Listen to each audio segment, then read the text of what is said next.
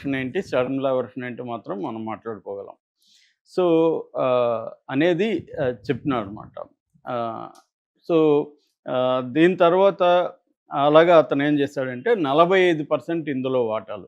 మామూలుగా ఇందులో ఎవరెవరు వాటాదారులు ఉన్నారంటే జగను, భారతిరెడ్డి, తర్వాత హ్మ్, రియాల్టీ క్లాసిక్ రియాల్టీ అనే ముగ్గురు ఉన్నారు. క్లాసిక్ రియాల్టీకి కంపెనీ లిమిటెడ్ ఒక కంపెనీ ఉంది. జగన్ అండ్ ఆహ్, ఈమె భారతిరెడ్డి ఉన్నారు. వీళ్ళకి ఉన్న వాటాల్లో 48% వాటాలు.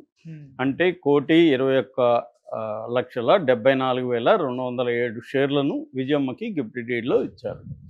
అయితే ఇప్పుడేమైందంటే జూలై 6, 2024 షర్మిల విజయమ్మని ప్రెజర్ చేసి విజయమ్మ వాటాల్ని ఇంకొన్ని వాటాల్ని 51% వాటాల్ని అంటే ఈ కంపెనీ డైరెక్టర్లతో రెజల్యూషన్ ఒకటి పాస్ చేయించి ఈ అమ్మాయి ఏం చేసిందంటే 51% వాటాలు అంటే 1,26,76,294 షేర్లను షర్మిల పేరుకి బదలాయింపు చేసుకుంది.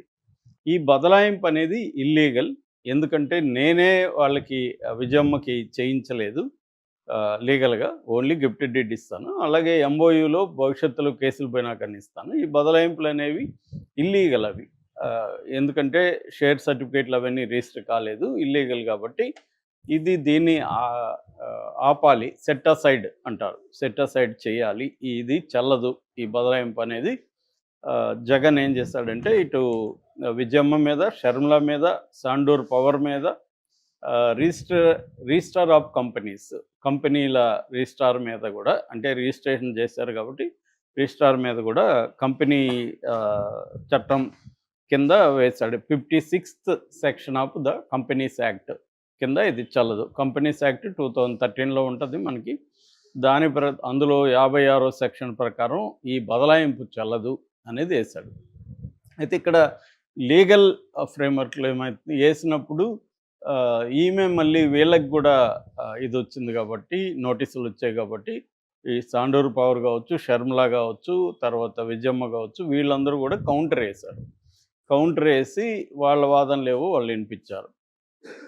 మాకు చెల్లుతుంది ఆల్రెడీ మాకు బౌదుందని. ఇప్పుడు జగన్ ఏం చేశాడంటే వారం ముందు మళ్ళీ ఒక అఫిడవిట్ వేశాడు. ఆ అఫిడవిట్ ఏముందంటే దీన్ని స్టే ఇవ్వమన్నాడు.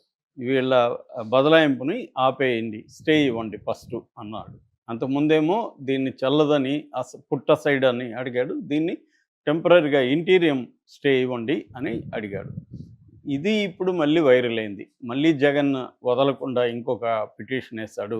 తల్లిని కోర్టులో నిలబెట్టాడు. ఆమె ఆవేదన పూర్వకంగా ఒక కౌంటర్లో కూడా నా కొడుకు నా కోడలు కలిసి నన్ను ఇప్పుడు కోర్టుకి కేటుగా చేశారు, నా ఇద్దరు బిడ్డల మధ్య నేను నలిగిపోతున్నాను అన్న ఆవేదనని ఆమె వ్యక్తం చేసింది. ఇది legal position of the case.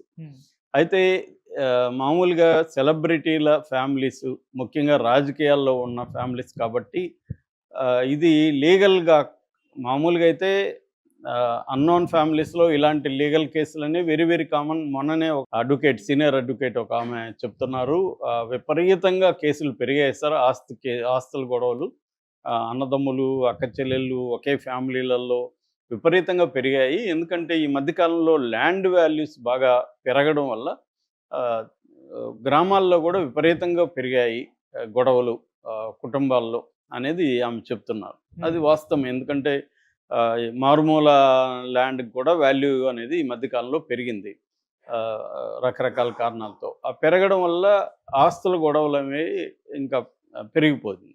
అలాగే వీళ్ళకి కూడా ఉండే అవకాశం ఉంది. కాకపోతే ఇదేంటంటే షర్మిల జగన్ని తన శత్రువులాగా భావిస్తుంది కాబట్టి ప్రతి అవకాశాన్ని ఉపయోగించుకోవాలి. ఇప్పుడు Jagan Sharmila point of view నుంచి ఆల్రెడీ గిఫ్ట్ డీడ్ రాసిన తర్వాత మాకు బదలాయింపు చేసుకుంటా ఆమెది హక్కు 48% విజయమ్మకు ఉంది, విజయమ్మ కూతురికి రాస్తే తప్పేంటి అనేది ఆమె మాట్లాడుతున్నది. జగన్ వైపునున్న వాదన ఏంటంటే కోర్టులో కేసులు ఉన్నాయి, కండిషన్ బెయిల్లో ఉన్నాడు, ఆస్తులు జప్తులో ఉంది. కోర్టులో కండిషన్ ఏంటంటే ఈ ఆస్తులు లేకపోతే బిజినెస్లు చేసుకోవచ్చు కానీ వాటాల బదలాయింపు చేయకూడదు అనేది కోర్టు కండిషను. వాటాల బదలాయింపు చేస్తే ఆ కోర్టు బెయిలు కండిషన్‌కి లోబడి బ్రేక్ చేసినట్టు అవుతుంది కాబట్టి, నేను మళ్ళీ జైలుకెళ్ళాల్సిన పరిస్థితి ఏర్పడతది. అది తెలిసి కూడా షర్మిల మా అమ్మని బ్లాక్‌మెయిల్ చేసి, ఎమోషనల్‌గా ఆమెని ఇబ్బంది పెట్టి రాయించుకుంది అనేది జగన్ వాదన.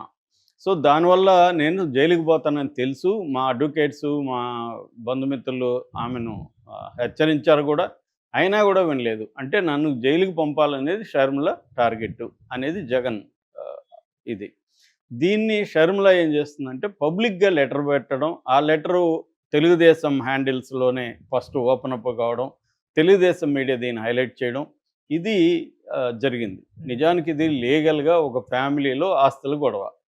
ఈ ఆస్తులు లీగల్‌గా ఈమెకిచ్చిన జగన్ పాయింట్ నిజమైతే జగన్‌ది కరెక్ట్ అవుతుంది. ఎందుకంటే తను గిఫ్ట్ డీడ్ ఇచ్చాడు. గిఫ్ట్ ఇచ్చాడు గానీ ఆమెకు అది షేర్ బదలాయింపులు అవన్నీ గూడా ఇంకా జరగలేదు లీగల్‌గా. కాబట్టి నీకే జరగనప్పుడు నువ్వెలా రాస్తావు వేరే వాళ్ళకి అనేది ఇతని పాయింట్ ఆఫ్ వ్యూ. మనకు మామూలుగా కామన్ మ్యాన్ పర్స్పెక్టివ్‌లో చూస్తే షర్మిల ఇంత గొడవ ఎందుకు జేస్తుంది? లీగల్‌గా ఆమెకేమి